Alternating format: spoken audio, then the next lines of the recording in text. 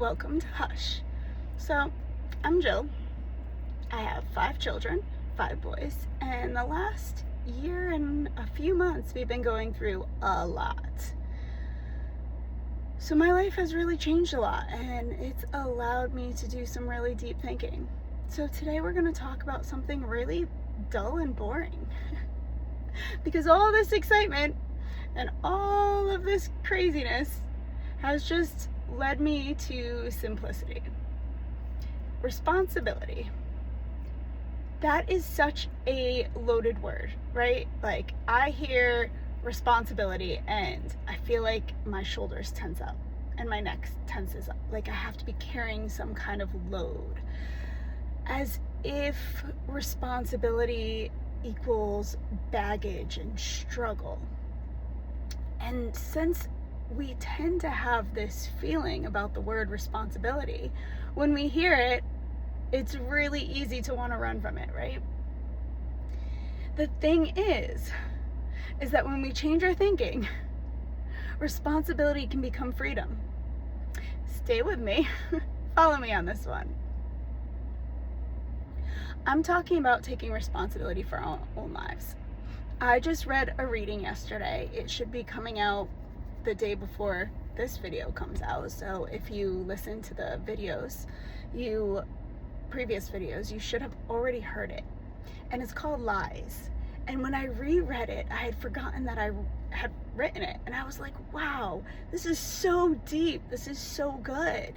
And it speaks to exactly what I've been exploring. I mean, I've been exploring a lot of things, but it's one of the pieces of what I've been exploring over the last couple years. I mean, really, I'd even say since I decided to leave my marriage, and that was like 4 years ago. Taking responsibility for my own life. That does not mean that I'm deserving of any of the bad things that have happened to me. That doesn't mean that I'm responsible for anything that anyone else has done to me. It doesn't mean taking accountability for other people's stuff. And the thing is I rejected this so much, and I lived in this lie for so long because I grew up taking responsibility for what I did wrong and what you did wrong. So to actually sit there and take full responsibility over my life and the direction that it's gone in and the things that have happened in it, when some really brutal things have happened, I could write a few books. They'd be really interesting.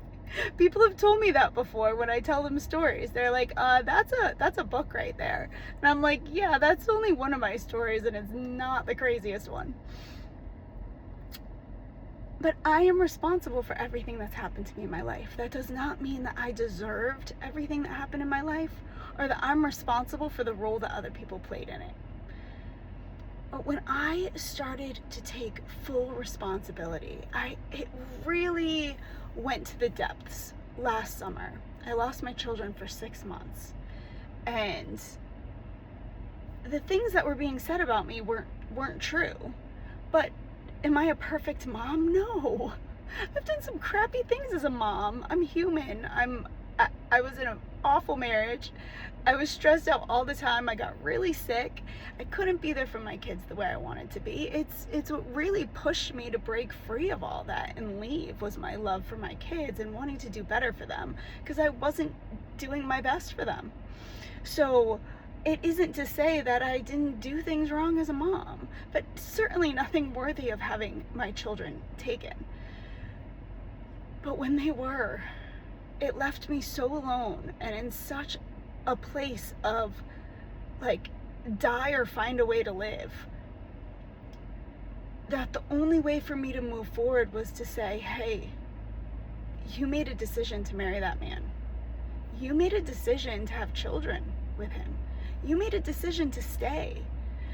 No matter whether I was manipulated or controlled, financially abused, even if all those things happened and are true, I still made choices. I still made choices not to face fears. I was still so insecure and I wasn't loving myself.